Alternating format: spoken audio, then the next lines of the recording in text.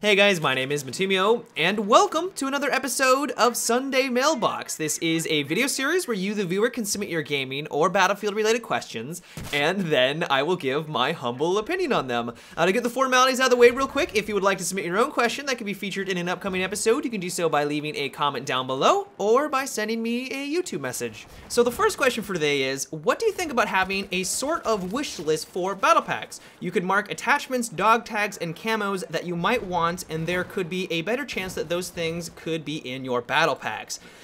This is a fantastic idea. I love the concept because the way that the battle pack system currently works is that it's completely random. And I don't know what your guys' experience has been at this point, but I'm pretty tired of getting the 25 and 50 experience bonuses that come along with it. It's like, great, I'm glad I'm one step closer to getting to the max rank, but I'm almost already there. I've already got about 50 of these XP bonuses. I'd much rather have an attachment. I would much rather have a camo that I can actually use on the battlefield. And so if there was some sort of system in place, a wish list system like you described, that it would increase the chances of getting those unlocks, be it a knife, be it a camo, be it a dog tag, something that I've been really wanting, I would be all for that.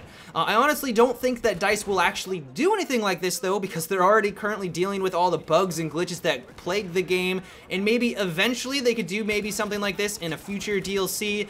But at that point, we've already probably unlocked everything, and so it'll be a nice touch, but it won't really be needed at that point. And so it's kind of disappointing now that you recommended this, that it wasn't already in the game at launch when we could really have taken advantage of it. So solid suggestion, I just don't really see this happening. The next question is, with all the new drones we got for China Rising, what do you think about a new EOD bot for the engineer class, but with a low damaging machine gun? This could make the engineer class a little bit more suitable for infantry play by adding a more useful secondary accessory for it.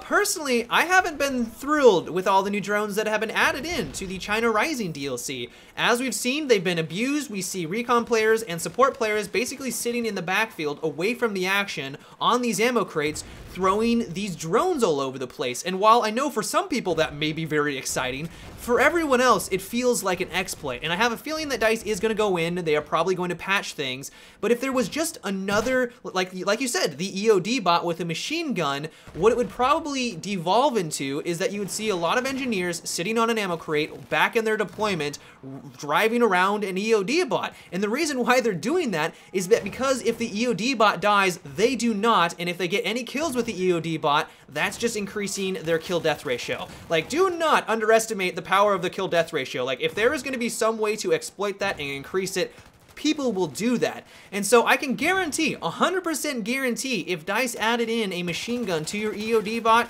you would see a lot more of those things on the battlefield, because they know that if it does die or it gets destroyed, it has no negative impact on their KD. They can basically just run on over to an ammo crate, get another one, and be on their way, getting easy, not maybe easy kills, but kills that have no impact or no risk of them dying. And so while I know it does sound kind of cool to have a little machine gun on the back of your EOD bot, that does sound awesome, but at the same time, I just think it would be abused. I think you would see a lot more drones flying around all over the place or driving on the ground.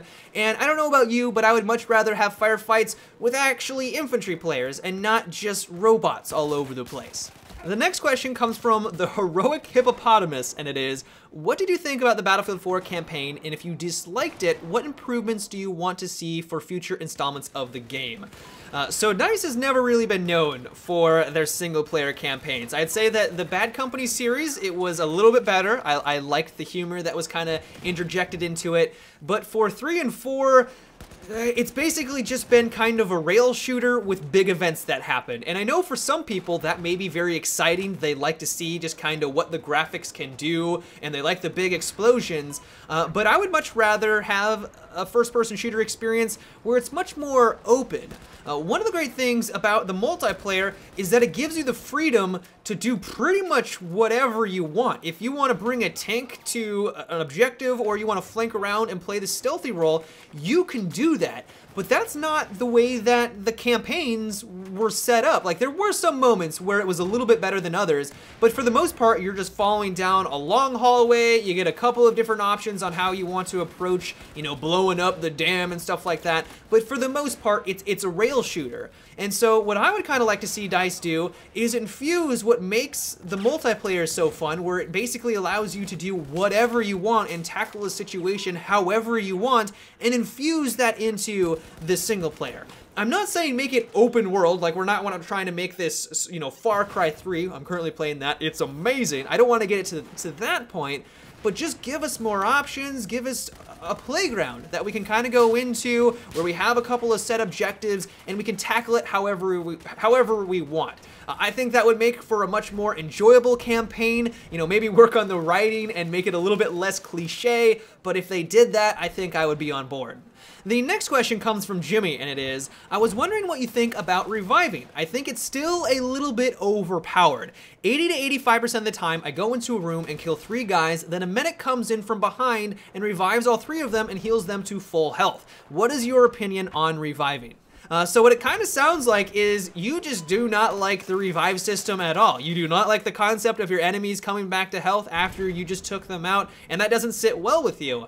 And I get where you're coming from. It is pretty frustrating where you just cleared a room, you killed like 3 or 4 guys, and then that last person that was sneaking around just happened to be a medic, kills you, and then revives all of his allies and gets them back to full. That can be very frustrating. That being said though, that's one of the reasons why you run around as a medic, like to get your allies back up. Like that's kind of the teamwork aspect of the game. And if they did any more, if they nerfed the revive any more than it is right now, I think you would see a lot less people even running the shock paddles, because I don't know what your guys' experience has been at this point, but I feel like I just do not get revived as much in Battlefield 4. I think a lot of people just opt to use like the M320, they use a different gadget other than the shock paddles because of the way that the system is in place. And I'm not saying people don't want to be team players and they don't want to revive their allies, but if they know that they're only going to be at 20% health or they can only get a quick shot off, they're leaving their ally very, very exposed down on the ground. Like 20% health is not a lot, and pretty much if anything sneezes at you, you're gonna die. And it's like, why did I even bother trying to revive them? And then you could counter argue and say that, well, they should have charged up their paddles, but then I can counter argue right back in your face and say, well, what if they just ran in the corner, they weren't paying attention to their minimap, and they see 4 guys in front of them, all dead? What should they do at that point? Should they try to charge it up? Like, no, they're not going to be able to get every single one of them up at that point. And so I think what DICE has done with the revive system has been a good thing. Like, it's nerfed enough so there's a lot more class diversity. I think maybe I'm just looking at this wrong. There's a lot more people running around with different classes, and also within the medic itself, there's a lot more gadget diversity because not everyone feels like it's mandatory to run around with the shock paddles. And so I think you just kind of need to accept that's the way that the game works. I think what DICE has done so far has been a good thing, and I wouldn't want them to nerf it anymore.